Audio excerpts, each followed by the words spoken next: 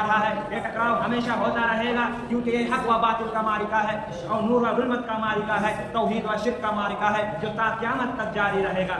अस्सलामु अलैकुम व रहमतुल्लाहि व बरकातुहू।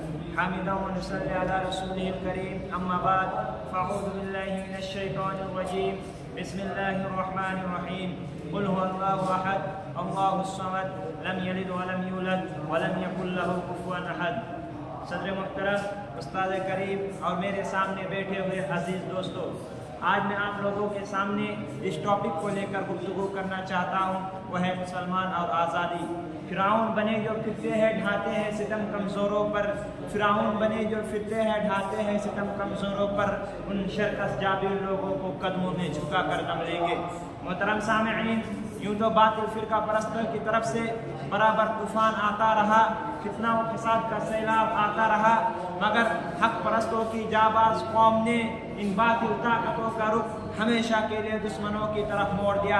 आज आलमी पैमाने पर मुसलमानों के खिलाफ साजिशें हो रही है, इस्लाम के खिलाफ तहरीकें चल रही है, हर मुल्क में मुसलमानों को जुल्म व सितम का निशाना बनाया जा रहा है। ये टकराव हमेशा होता रहेगा क्योंकि ये हक व बातिल का मारिका है और नूर व जुल्मत का मारिका है, तौहीद व शिर्क का मारिका है जो ता क़यामत तक जारी रहेगा।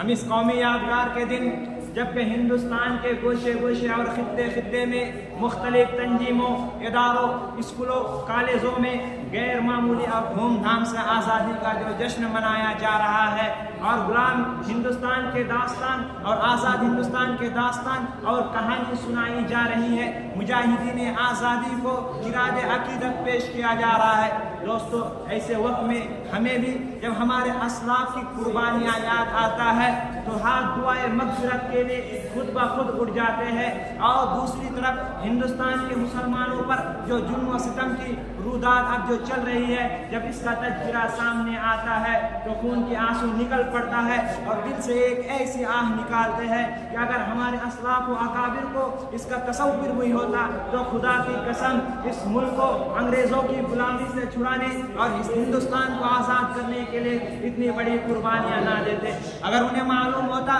कि हिंदुस्तानी मुसलमानों पर एक ऐसा भी दिन आएगा कि मुसलमान आज़ादी की जगह अंग्रेज़ों की गुलामी को पसंद करेंगे तो कभी भी शमशीर बरहाना लेकर मैदान जिहाद ना आते।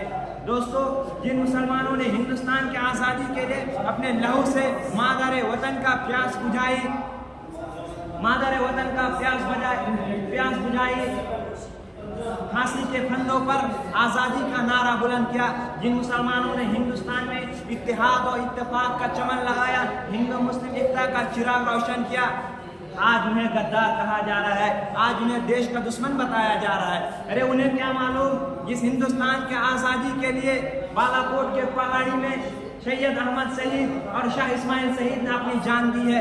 अरे उन्हें क्या मालूम, इस हिंदुस्तान की आज़ादी के लिए शेखुल हिंद और सैफुल इस्लाम काला पानी गए हैं। अरे उन्हें क्या मालूम, इस हिंदुस्तान की आज़ादी के लिए 51,000 उलेमा इकराम को जला दिया गया। अरे उन्हें क्या मालूम, इस हिंदुस्तान की आज़ादी के लिए दिल्ली के चांदनी चौक से लेकर खैबर के दरख्तों तक उलेमा इकराम के गर्दनों को लटकाया गया। लेकिन आज इसके बावजूद हिंदुस्तान के मुसलमानों पर जुल्म व सितम का पहाड़ तोड़े जा रहे हैं और उन्हें उनका हुकूक से महरूम किया जा रहा है। अजीज दोस्तों, हद तो ये हो चुकी है कि मुट्ठी भर फिरका परस्त ताकतें आज हमारे दीन को ख़त्म करने की बातें कर रहे हैं, आज हमें पाकिस्तान भेजने की बातें कर रहे हैं। अरे हम उनसे साफ साफ अल्फाज में कह देना चाहते हैं कि हिंदुस्तान के चप्पे चप्पे पर मुसलमानों के पेशानियों के निशानात हैं, यहाँ के चप्पे चप्पे पर हमारे हक, हम यहाँ के चप्पे चप्पे पर हमारे कदमों का छाप है। आज इस मुल्क के आज़ाद हुए 75 साल हो गए, लेकिन 75 साल दौरे आज़ादी में अरबा में हुकूमत में मुसलमानों के साथ किस तरह गैर मुसावियाना रवैया इख्तियार किया और जुल्म इस्तेदाद के कैसे कैसे हथियार इस्तेमाल किया, जिसका दर्द भरी दास्तान है, जिसको याद करके कलेजा मुँह आने लगता है, पाँव तले ज़मीन खिसक जाती है। हाँ, ये कैसे आज़ादी है कि आज मुसलमानों को जान और माल तक महफूज नहीं है। एक कैसे आज़ादी है कि मुसलमानों को उनके हुकूक से महरूम किया जा रहा है और हमारी आबादी को खंडरख में तब्दील किया जा रहा है। दोस्तों सुनो, اگر آزادی اسی کا نام ہے تو ہم ایسے آزادی کا طلبگار نہیں، ہم ایسے آزادی کو تمہارے منہ پر لات مارتے ہیں۔ ہمیں آزادی چاہیے تو ہمیں قرآن کی آزادی چاہیے، ہمیں اسلام کی آزادی چاہیے، ہمیں شریعت کی آزادی چاہیے، اور ہمیں اپنے جان و مال کی حفاظت چاہیے۔ محترم سامعین، کیا یہ جمہوریت کا خون نہیں ہے؟ کیا یہ سیکولرزم کا مذاق نہیں ہے کہ کسی مذہبی معاملات میں مداخلت کی جائے؟ اور آج ہمارے ہندوستان میں ایسا ہی ہو رہا ہے، مسلمانوں کو مذہبی معاملات میں مداخلت کی جا رہی ہے، اور مسلم پرسن اللہ کی ترمیم کی کوشش کی جا رہی ہے۔ میں کہہ دینا چاہتا ہوں کہ مسلمان سب کچھ برداشت کر سکتا ہے، لیکن مسلم پرسن اللہ میں ذرہ برابر بھی ترمیم برداشت نہیں کر سکتا ہے۔ مسلمان اپنے جانوں کو بھید لگا دیں گے، لیکن اصل خدائے قانون لاجوال قرآن دستور مسلم پرسن اللہ میں ترمیم نہیں ہونے دیں گے۔ یہ زمین پھٹ سکتی ہے، یہ آسمان ٹوٹ سکتا ہے، سورج اپنی روشنی کھو سکتا ہے، لیکن مسلم پرسن اللہ میں کبھی بھی ذرہ برابر بھی ترمیم نہیں ہونے دیں گے۔ ہے قول محمد قول خدا، فرمان نہ بدلا جائے گا، بدلے گا زمانہ لاکھ مگر قرآن نہ بدلا جائے گا۔ محترم سامعین، یہ ایک ناقابل انکار حقیقت ہے کہ ہندوستان کو آزادی سے مسلمانوں نے سرفراز کیا۔ یہ مسلمانوں کا قربانی کا نتیجہ ہے کہ آج ہمارا ملک آزاد ہے اور آزادی کی گولڈن جبلی منائی جا رہی ہے، لیکن آج اس کے باوجود مسلمانوں سے وطن پرستی کا متعلق سوال کیا جا رہا ہے۔ میں کہہ دینا چاہتا ہوں کہ ہندوستان کے چپے چپے پر مسلمانوں کا حق ہے، اور مسلمان اس ملک کا سچا وفادار ہے۔ اسی لیے ہم نے میدان آزادی میں اپنی جانوں کو قربان کر دیا اور اس ملک کو آباد کر دیا۔ محترم سامعین، 100 بار سوارا ہے ہم نے اس گیسوئے برہم کو، 100 بار سوارا ہے ہم نے اس ملک کے گیسوئے برہم کو۔ یہ اہل جنوب بتلائیں گے کیا ہم نے دیا ہے اس عالم کو۔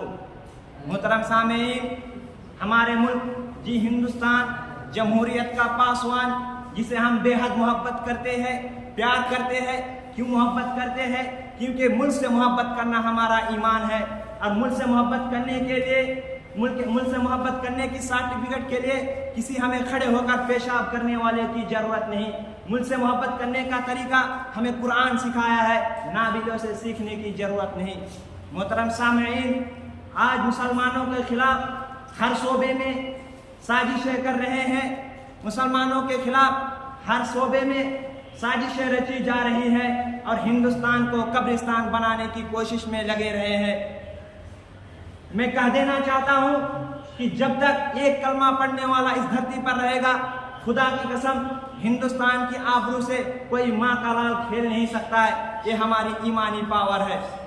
دوستو، ہم اس ملک کے حصے دار ہیں، کرایہ دار نہیں ہے، اور میں حکومت سے کہنا چاہتا ہوں کہ اگر تمہیں ہندوستان کا حفاظت چاہیے، ترقی چاہیے، تو مسلمانوں کو اس کا حق دو جو جمہوریت کے آئین سے ملنا چاہیے،